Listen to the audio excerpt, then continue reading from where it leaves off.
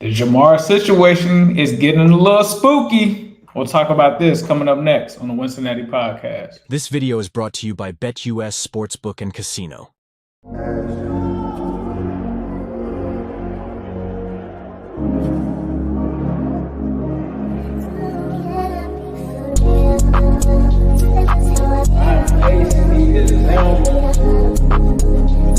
It's an exciting time to be a Bengals fan.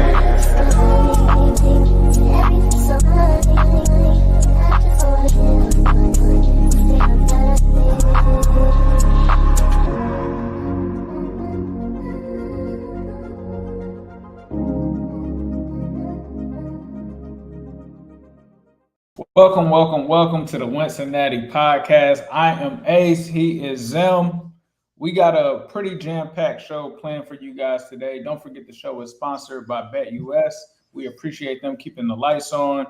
This is the Wincinnati podcast. Zim, how you feeling today? I'm feeling like $1 million talking football with my boy. It's like, nah, we doing our thing, man. I feel good. You was like, it's getting a little, hairy, a little situation. Jamar Chase in Chicago with the team, traveling with the team. So all is not lost. Everything isn't going the way I think the Bengals fans wanted to go. But I do feel really good about a lot of the stuff, like just the optics of him celebrating Burton that heavy and him with the coach, Zach, on Saturday at the game and all these different photos and different things like that. I just think it's one of those situations where everything isn't happening the way that we want it to happen, and it'll get done. Are you feeling different about it? Mm-hmm. No, for sure. We'll talk about that coming up, the trouble in paradise, so we'll touch on that. Burrow pivoting to frustration, so there's been some reports out there from Tony Pike, so we'll talk about those. Aiyuk not coming to the North, I don't know. It's looking a little shaky for them Steelers fans. Then, of course, we'll end it. We'll get into a preview of our upcoming game coming up next.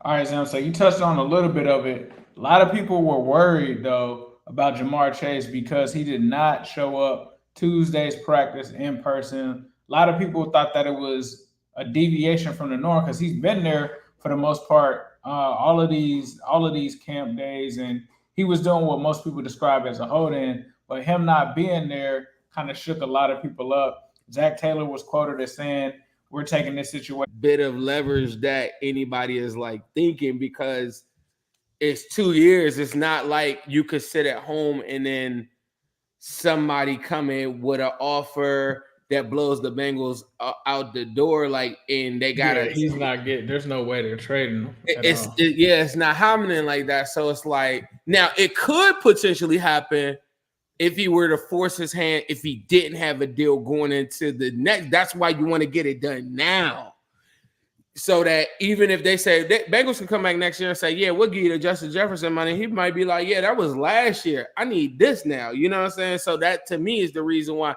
There's no reason to wait, because even in the worst case scenario, I don't even like to put this in the atmosphere.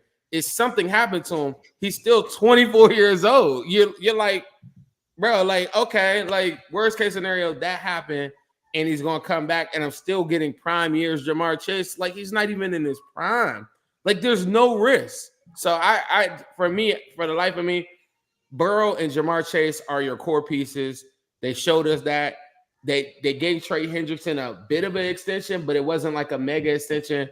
And you saw how that turned out for Trey Hendrickson. So they're letting you know we might lose everybody, but the only two people that we feel like is a core part of our team to me is now Joe Burrow and Jamar Chase. So what are you waiting for? Just pay it. It doesn't just same way you had to play Burrow, you got to pay it. And I feel like the market for wide receivers is going to even out soon too. Yeah, I feel like it's going to even out. They got to just pay this man. At the end of the day, I think they will do it. I think it'll be announced before the season starts. Hopefully we can get pen to paper. But there's some other stuff going on with people talking about frustrations, which we'll get into coming up next.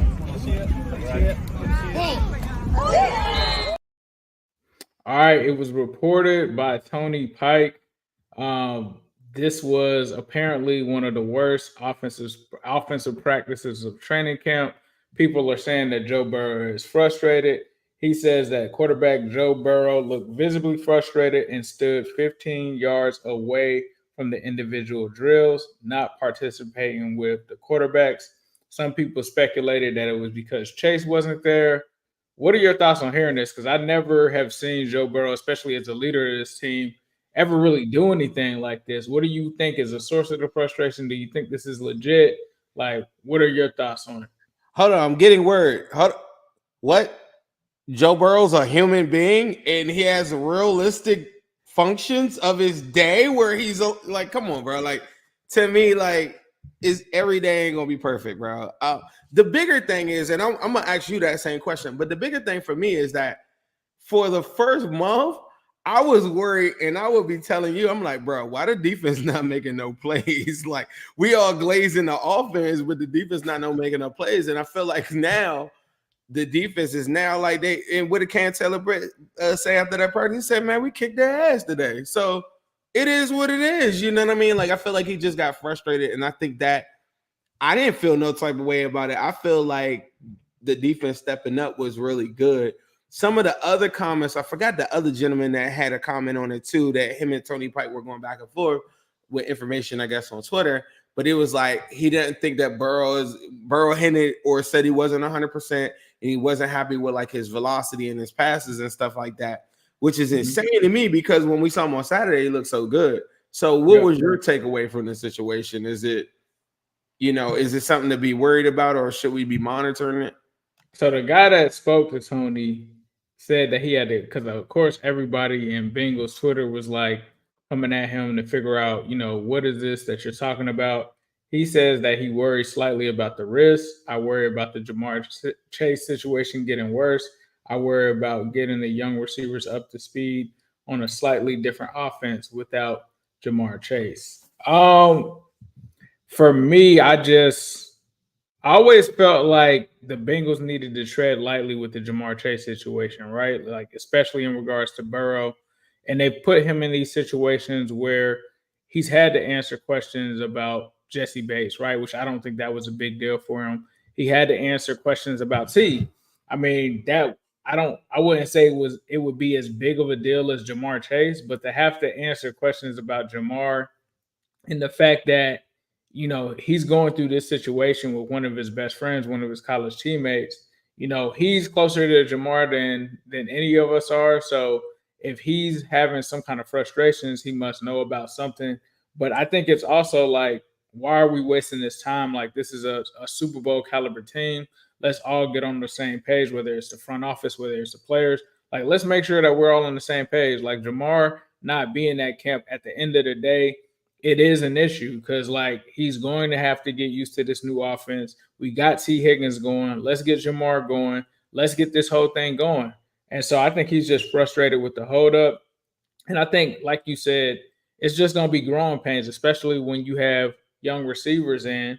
And that'll actually let me pivot to Joe Burrow on the pivot. One of the things that he said that I thought was interesting, because we heard him talk about Yoshi, but I thought what was interesting is they asked him about Tyler Boyd, and they were like, how are you going to replace Tyler Boyd? And he was like, you can't replace Tyler Boyd. He was like, you can't replace TB, but we're going to do it with two young receivers. So that was the first time I personally have heard him kind of, and we know that he's alluding to Burton, right? Like, he has to be talking about using a combination of Burton and Yoshi.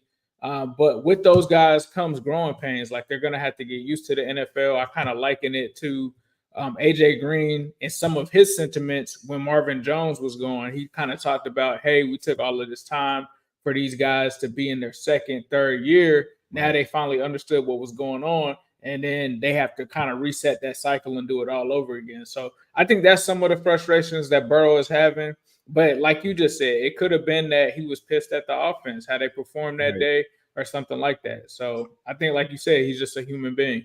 Can I say too, this is a little bit off topic, but there's almost 1,000 people in here from Twitter, all these different sources and everything like that. Me and my partner work very, very hard on this show called Wincinnati. If this is your first time and you're just seeing this on Twitter, even if you're up and you hate my guts, just subscribe so you can come in and hate on me as much as possible. And if you do like us and you do support the Bengals, go to the YouTube, try to watch it on there too. We need to get these numbers and these viewership up, because I was on an AFC North show just a second ago, and them dudes are kicking ass like with their other teams. And I'm like thinking to myself, I know Bengals fans can represent more than this, bro. Like, it was full of Ravens fans in the whole comment section. So we got to make sure that we like subscribe. Come on over to Wincinnati. I'm sorry, that wasn't planned, but I had to tell people that it's like 1,000 people in here, but I know that they're not all on YouTube. So no, for sure. And with that being said, we're gonna toss it to our sponsor,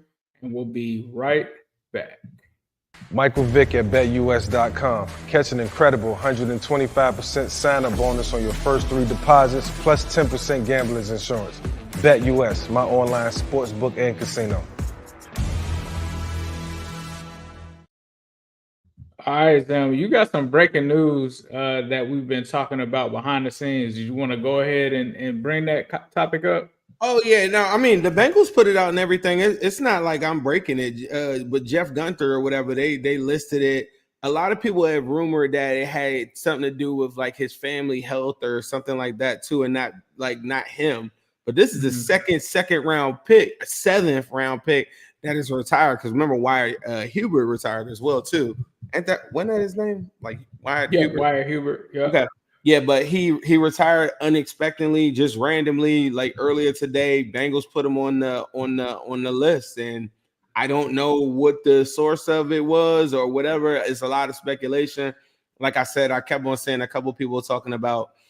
Shout out to Jerry too. She mentioned his mom had cancer when he was in college. So a lot of people said that there's been different things, because I did see a video of him about 3-4 days ago. You never know what anybody's going through. But he looked very enthusiastic to be there playing Bengals football. So it may be something else. Prayers out to him and his family and anybody that's involved with that. I don't know what would take you out from wanting to play the game of football at that high level.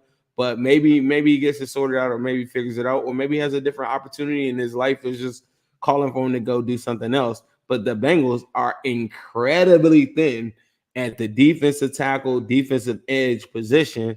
With Cam Sanborn and company going down, you got to now think about like, okay, we need to just get bodies here just to play like preseason games, because there's no way that we're about to put some of our top dogs out there. We got Sam Hubbard and Charlie Jones working out on the rehab field, just trying to get back. You can't put no Sam Hubbard out there right now. You know what I mean? You need bodies. So this is where we're at. And it's kind of wild, because he kind of had a good game, right? Like preseason game, like never got any kind of indication that it was anything like that. And I'm sorry for saying it was breaking news. I was asleep while this happened, taking a nap earlier. But I'm kind of thrown off. It's breaking news to me, because I'm like, what? Jeff Gunther retired? Like, I thought you knew, I didn't know. I like Jeff Gunther. I mean, he was a athletic, edge. Definitely flashed last preseason, was able to make his way onto the roster. So like you're saying, like now the Bengals are somewhat thin.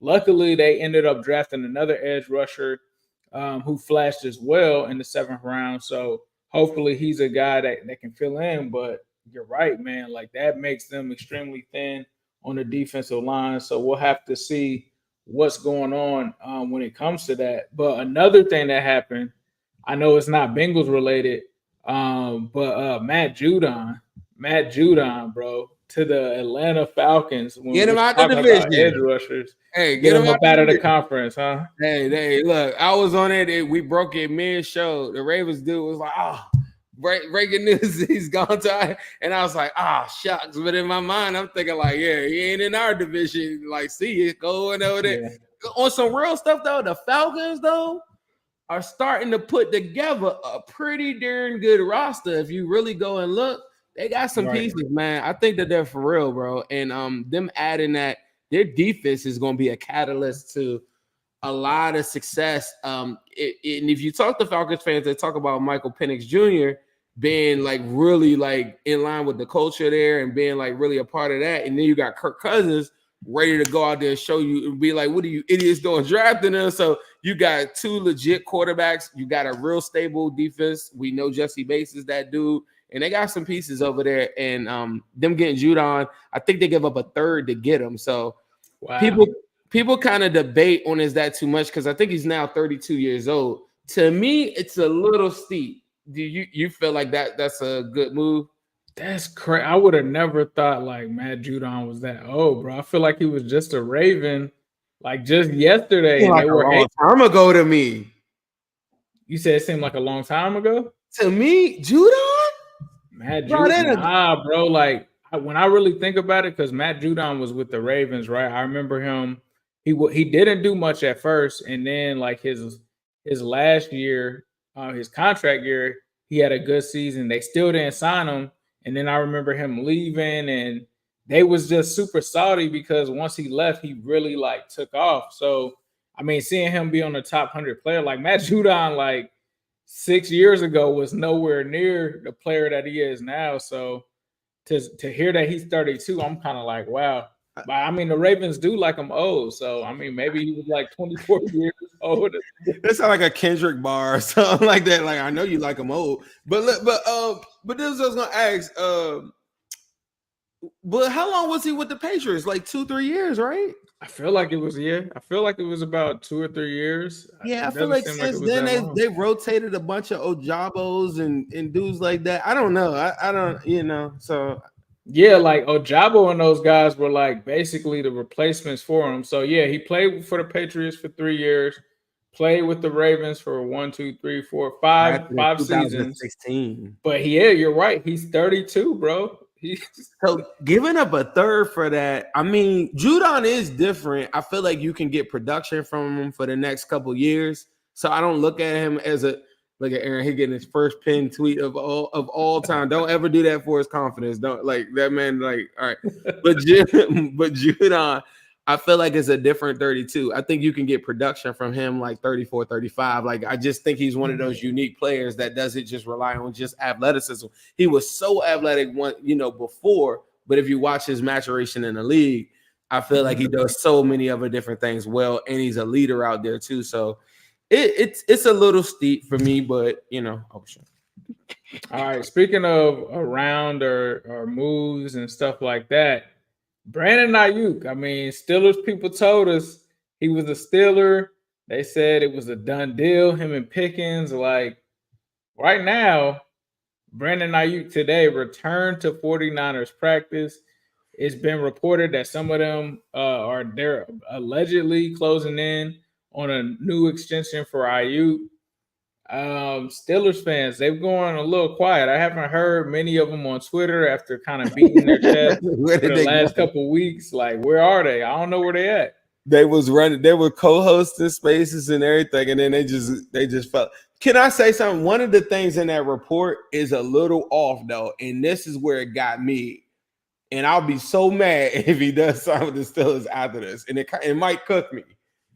When it said that he came out there in a jersey, I was like, oh, they got the deal done and he back at practice.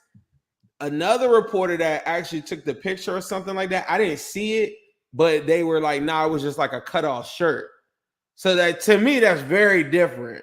And in the earnings run, the only reason why I say that is because if bro just came out there with just a shirt, like, okay, like you're with the team, like it is not opposed to him wearing a jersey. I'm thinking he about to go to practice. So immediately I'm thinking like it's over. So the saga continues, bro. The saga continues. Like, when will it end? For all this, bro, Aiyuk better come out there and have the greatest season of all time. And you know what's so messed up? It's not even really his fault. He really did a leverage play that is somewhat backfired on him, because now the public court of opinion is now looking at him like, oh, you're a diva and da-da-da. You know how people are when they see somebody getting money. They're like, oh, I mean, like, you greedy. I'm like thinking to myself, bro, he ain't never really made no real money with them. He kind of deserves to get paid X amount of money. And he did what he had to do to make this thing happen. And he drew a line in the sand and said, either y'all trade me or give me what I'm asking for. And this is what I'm going to do. And this is the downside of doing that. So Jamar Chase and company, take notes. Like, this is the downside of doing it. Is like you get out of favor. The expectations now are much higher. There is a lot of different things, but this is what, if I was in his shoes, I would have did the same thing, bro. Like, you're not about to lowball me and pay me less than what wide receivers that aren't better than me are. Like, you're watching who was all them dudes that just got paid. Like, there's a bunch of them dudes that just got paid. A couple of them I don't think are better than Aiyuk, bro. So, like, I mean, it is what it is. Coming off of an all-pro year, yeah, that's a little wild, man. It doesn't make sense for the 49ers to trade him with them, like, just being at the Super Bowl. Like, and at this point in their season, if you were going to trade him, why would you do it at the beginning or the start of the season? Like, that would be hard for them to find a replacement. It's been reports that they've been looking for a replacement. They just haven't been able to find one. So I think it just puts them in a weird kind of situation when it comes to that. Once again, shout out to our sponsor, BETUS.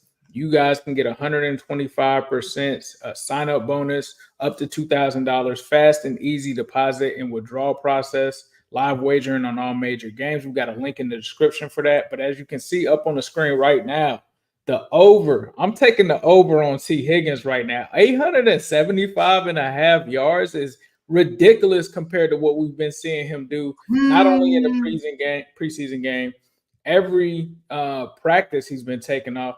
5.5 touchdowns, like, for Tee Higgins. Like, bro, go get this free money. Can you believe this, Zim? 5.5 touchdowns, bro. The only logical explanation I have is that other wide receivers on the Bengals are going to get the rock too. That's the only thing. You're going to have Yoshi, maybe Burton, Gesicki, Chase Brown all cut into that. If Vegas is going off of what just transpired this past year, and then also our partners with BETUS make it so it's very enticing for people to go and take this, a deal that we know, if Tee Higgins plays. They've never had a season. Him and Jamar Chase, if you want to sprinkle a little money on this, I'm going to give you a little thing. Him and Jamar Chase have never had a season where they combine for less than 2,600 yards. I think I'm saying that right. Yeah, so, I mean, contract year where T's trying to get paid. Yeah, so in a contract year, and y'all seeing how Tee Higgins has been looking right now. I don't know if the only thing that makes me feel a little funny about it is because some of the other, weapons on the team are going to get their share. But, bro, this is Tee Higgins. As long as he's healthy, bro, 875 is nothing. Like, 875, like, that's Zay Flowers had like 800 something yards, and they told me like he only had one 100-yard game the whole season. Like, just to put that in perspective, dude that can give you 200 in one game. Like, if he's feeling right, he can give you 200 in one game. And obviously, we already know Jamar and Joe's chemistry is crazy. But just think about it. T's been the only guy at camp. Like, this is the most work Joe and T are probably getting together with Jamar not being there. Like, majority of the targets are going to T. So all signs point to T having a huge season. So if you guys are thinking about it, I'm seeing people say $1,200, $1,300, $1,500. I might put $1,200 on this just to get a nice return on it. So definitely be sure to hit that link in the description and get right. Let's also toss it to our boys that like to cook a lot. Midwest Best Barbecue. G-Funk wings and them CTVs. Midwest Best is the place to be for queuing wings. Midwest Best is the place to be for queuing wings. It's the X to the Zim, M to the B's. Uno wings, G-Funk wings and them CTVs. Midwest Best is the place to be for queuing wings. Midwest Best is the place to be for queuing wings. Say what up to Jordan Battle. We be going to battle. Intercepting balls like CTV did on Seattle. Putting 6 up on AZ. Juice gang amazing. Make sure you come get these wings, cause Zimby stay blazing. And T game be smooth as ice. Jamal making DBs fold. TB got big levels, and now you already know. It's so pretty for Uno wings. Cam got the new wings. We call them CTBs. Only at MBs. H to the Zim, M to the B's. Man, shout out to Tim. Tim was spitting. Tim was spitting on the. I mean, not only is he the owner of Midwest Best Barbecue, dropping fire food, he's dropping fire bars as well. Like aces to the aces to the hey dog, and then he said like can't tell a Brit or did or DK, bro. We gotta I gotta run that back sometimes, dog. Like Tim was 100% spitting on that. Amazing. Yeah, bro, amazing. Get you some of those CTB wings. Get you some Dillinator wings. 669 Justice Court, Loveland, Ohio. Y'all already know. Let them know Ace and Zim sent you. Zim just told Tim the other day. Somebody, where were they from, Zim? They were from somewhere. They heard about Midwest Arkansas. So shout out to got something to eat. Like people are traveling from all across the country when they go to the games or when they go to Cincinnati to check out Midwest Best Barbecue. They recently received an award for the best wings in Cincinnati. Like, bro, all I can tell you is the Arnold Palmers, the beef brisket, the pulled pork, if that's what you into. Sometimes the shrimp. I got to try some of the shrimp too. Like they have it all there. So Midwest Best Barbecue, check them out. Zim, you sounded like you had something else to say about them. What you wanted to say about them? Oh no, I didn't remember. I just know that he was spitting bars and he was putting fire on that, and at the same time, the following week that man might just make a chicken wing off of you. Like if our players cook, they literally go back to the kitchen and go make a wing for it. So like they really represent the Bengals culture. I love Midwest Best Barbecue because like they're playing along with the whole thing. If you getting cooked, bro, we gonna put a chicken wing. We're gonna put you on a poster, all that type of stuff. So I just want to reiterate: there's over 1,000 people on here, and a lot of people are here from Twitter. And you may not have seen the show a lot. I do encourage you to go to YouTube right now. We do contests. We did a giveaway last week. We gave away almost 10 tickets to the preseason game last week just off a contest for subscribing. So you never know like what we're going to do. We interview all the players and everything here. A lot of people that came from Twitter don't really know about the YouTube show as much too. So they think that we just stay on Twitter or something. Like, I don't know. But we actually interview players. We got big interviews already scheduled as early as next week too. So you don't want to miss it. Go to Wincinnati Pod on YouTube. All right, Zim, let's talk about it, man. Bengals getting ready. They're actually traveling now to Chicago, getting ready for the joint practice. But also, this is going to be our preview show for the Bengals versus the Bears. They're getting ready to kick that off. I don't expect to see, and I think the Bears have put this out, they're not expecting Caleb Williams to play, right? I actually wanted to see Caleb Williams play against our backups just to see what some of those guys look like, especially if they're planning on playing a guy like Dax Hill, throwing DJ Turner out there. It doesn't seem like majority of the starters will play. Like, I feel like we know Joe Burrow isn't playing, right? But do you see them throwing out somebody like a Trent Brown? Like, with Mims out now, does Trent Brown get like a series or two? And how can the Bengals get a look at some of those positions that may be backup or depth or position battles in a game like this? Is this something where you just see the second and third team, or will we see some of those starters sprinkled in? I don't know. See, I've read different reports where they're not playing Caleb and they're not playing a lot of the starters. I do think you do get a chance though. When you start talking about their, our run defense and stuff, they do have a Roshan Johnson that will probably get some snaps and different guys like that from the wide receiver position. They got some legit dudes like Velus Jones, Dante Pettis. These are, wide receivers. You think Doomsday is playing? You think Doomsday gonna play? So. Nah. See, what's so crazy about this? The Bears, low key, hear me out. They kind of remind me of us and maybe a little bit better in some spots.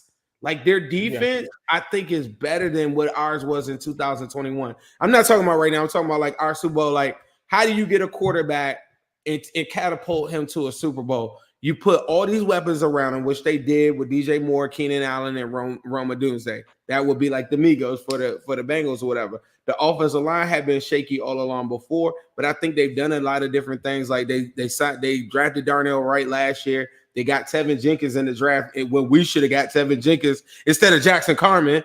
But they've done different things on their team that I think low-key kind of sets them up for. They don't need Caleb Williams to be like the greatest quarterback ever.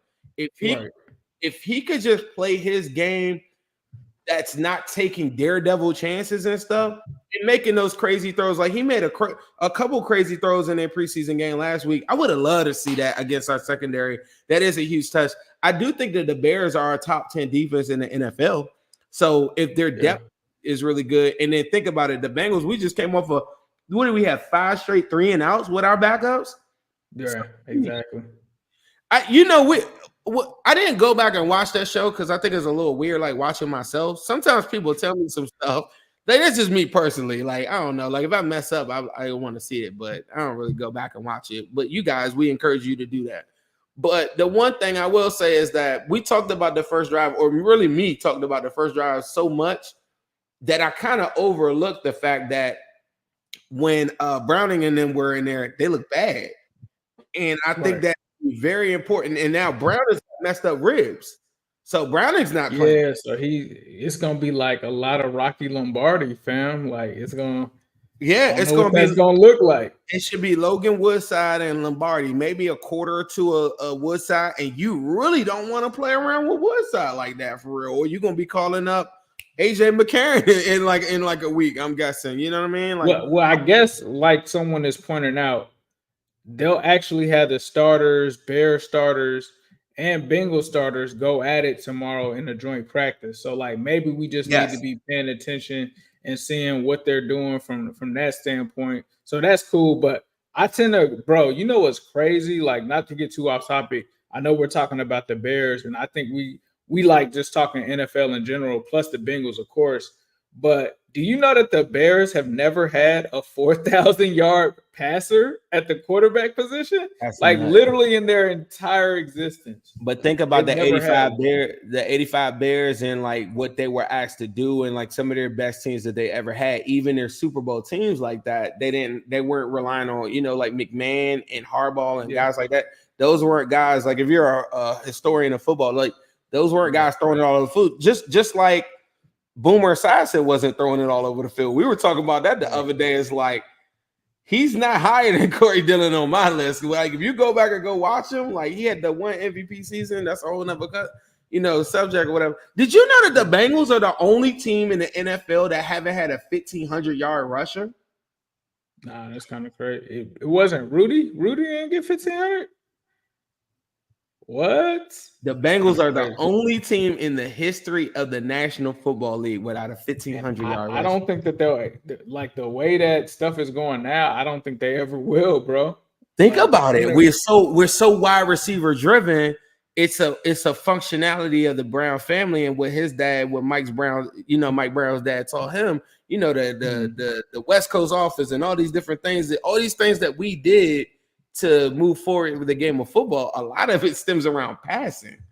And so that's why Isaac Curtis's of the worlds and all these guys like that are all on the Bengals. And we always think about it. We always have wide receivers, and the running back has been like an oversight. And I low key feel like that's a part of like why people are so dismissive of when I had the conversation about the Joe Mixon, or remember the other day, the Corey Dillon one, we were looking at somebody's like countdown and like their top 10, and we like, what? Corey Dillon's like, but I don't think people inside of our fan base really value the running back position like that, because they never had a running back to go off like a Barry Sanders, like, whatever. As good as Corey Dillon was, like he hasn't broke a Chris Johnson level 2,000 yard, season where people will be like, yeah, that's what I want every year. Like you ask a Titan fan right now, they'll tell you Chris Johnson, Derrick Henry, like that's how you play football, you know what I mean? And that's Bengals fans are the opposite, I feel like sometimes.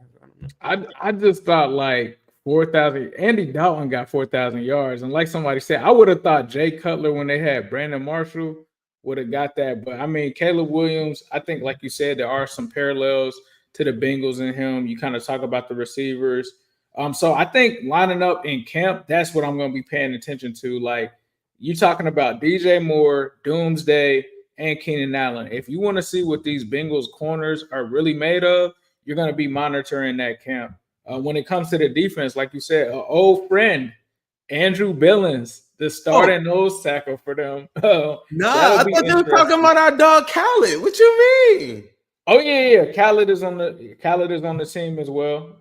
So yeah, they'll get a good look from him. Montez Sweat, Javon Dexter, Tremaine Edmonds. Like you said, this is a good defensive team. So I want to see what Burrow and them boys do against them, how they look. Trent Brown, what is he going to look like against a Montez Sweat? Can't wait to see this. So I think we're actually going to be more tuned in to what's going on in practice tomorrow than really the actual game itself. What if Jalen Johnson, like, mind you, he just got paid, so he's one of the best corners in football. There's an argument he's a top 5 corner in football. I don't know. Somebody could tell me, like, I said Jalen Jones. Mm-hmm. Yeah. Jalen Johnson. Yeah. Johnson. Why did I say Jones? Yeah, Johnson.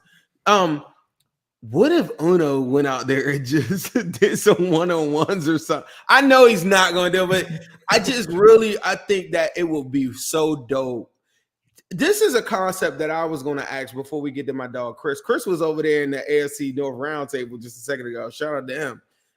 But what if this is a take that I've been saying, and you tell me, is this crazy?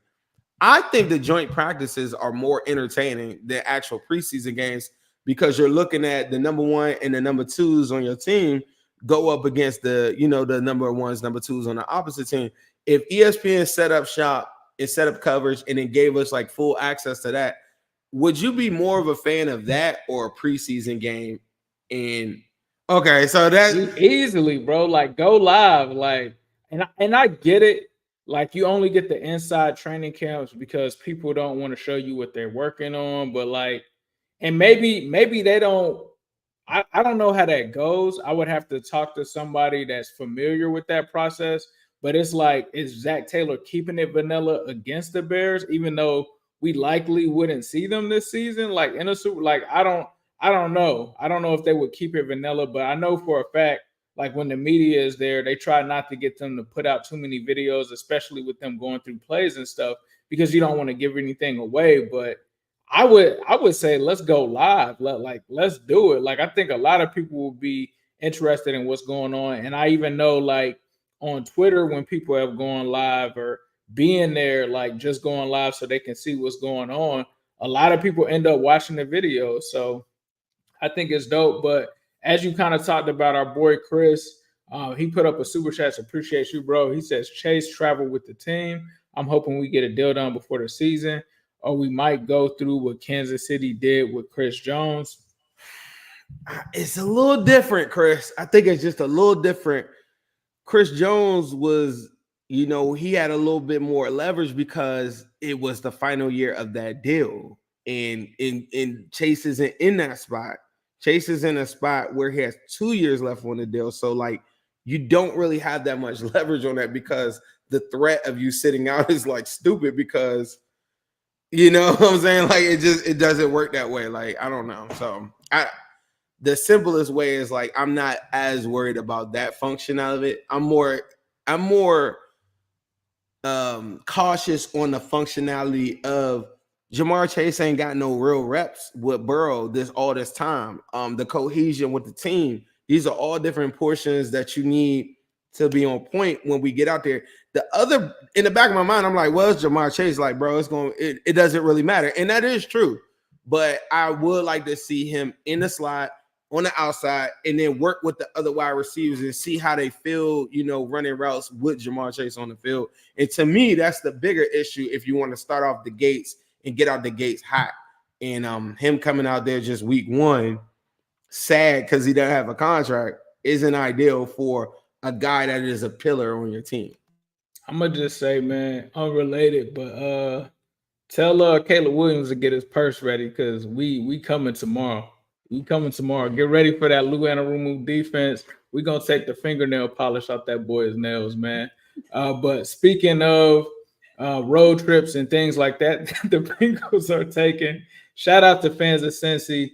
You're gonna have unforgettable trips to Nashville, Kansas City, Charlotte, LA, and Dallas, all-inclusive packages that include airfare, hotel, game tickets, tailgating and more. You can book today at fansofcincy.com for the low price of just a deposit of $200. That's right. You can reserve with a priority deposit. They're going to make sure that you're covered as soon as you land, wherever it is. They're going to give you guys transportation. You don't have to worry about it. I know when me and Zim went when we were in New Orleans, we were literally within walking distance of the stadium downtown in New Orleans. And the other thing is they also kind of have impromptu kind of meetups and stuff like that planned for you guys when you get there. So once again, head over to fansofcincy.com. Let Dusko know that Ace and Zim sent you. If you got any questions about them, make sure that you hit them up on Twitter at fansofcincy. They'll answer any of the questions that you guys have for them. But yeah, shout out to Fans of Cincy. We appreciate them for also sponsoring the show as well. The tailgate, even if you have a trip already planned there, you already got your ticket or whatever, they do that function of, getting you there and everything like that. But another thing that is super underrated with Fans of Cincy is that when you get out there, they're going to make sure that on all their tailgate packages is all you can drink. And I ain't talking like no BS liquor, BS drinks, good, name brand stuff, top shelf, a little mix in there too. You'll have your drinks ready to go. You don't have to figure that out. Like, you don't have to figure out what bar is everybody at. There's going to be hundreds of Bengals fans already locked and loaded. And then the food that they do, as Ace has said on other shows, is it goes hand in hand with the city that you're in. And they make sure when they cater the food that you're getting isn't BS food either. So, like, it takes all that away from it. So even if you don't get a package to go travel with them, go on their site and go check out their tailgate packages. For somebody like me that is not trying to figure out, like, where's everybody meeting at, where's the food at, whatever, they got everything already lined up for you at the tailgate package with Fans of Cincy. All right, Zim, let's talk about some of the other shows that we kind of do. We are content creators, but we also talk about the AFC North. You just had a show today. Talk to the people about your AFC North roundtable that you're a part of. Today was pretty calm. Today was ranking the wide receivers. Have y'all done that yet? Yes, we have. Ranking the wide receiver room. Yep. Did you guys do the individual receivers or did you rank the room? Rank the room. Yep. Same. Yep. So everybody had Bengals number one? Yeah, everybody had Bengals number one. Okay, I'm about to say lose all credibility if they don't do that. But everything was cool. I think it's okay. Like today, I recognize that. I also would say this: if Aiyuk were to go to the Steelers, I think that moves the Steelers wide receiver room up to the number 2 wide receiver room. Do you agree with that, or is that not enough for you? Oh man, that's a good. I think it would because you have to count the rookie too.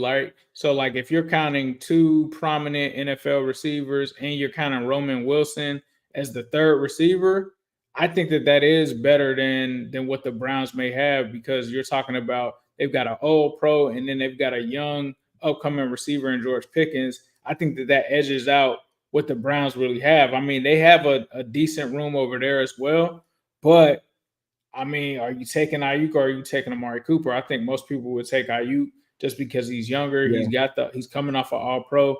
Then right next to him, you have George Pickens, and then you got a kid like Roman Wilson that could come in and do some stuff. So I think you're right. I think I would probably go with Pittsburgh Steelers number 2. So that means the Ravens are the worst. Who did you guys say the worst was? I had Ravens at 3rd. So as it stands now, but I would think that if the Steelers thing happens, they're the worst. Yeah. Browns at 2. I'm not the biggest Amari Cooper fan because I think in contrast to George Pickens, I feel like if the game is on the line, I don't want no smoke with George Pickens. Like, y'all can talk about his attitude all you want. I tell you this all the time. I don't know if you agree with this, but I just watched George Pickens get 4 catches for 200 yards on my team. Like, I don't care who was out there. This is the NFL. That's insane. And the dude, like, in a clutch spot, I feel like he's going to break a lot of hearts. Because he has this mentality the same way that I feel like Steve Smith did, the same way Antonio Brown did, the same way it's like certain dog wide receivers, when the ball is in the air and it matters, George Pickens go get it. I don't feel that way about Amari Cooper. I feel like Amari Cooper will go get his whenever, you know what I mean? Like, at the end of the season, you'll see the numbers. But I think George Pickens is like a guy. is like one of them dudes that like the league should be. He's never going to separate like, you know, like some of the elite route runners. And I think he gets knocked for that. But I think he makes up for it because he could stretch the field. Dude is a dog. Anybody talking down on him, I get it.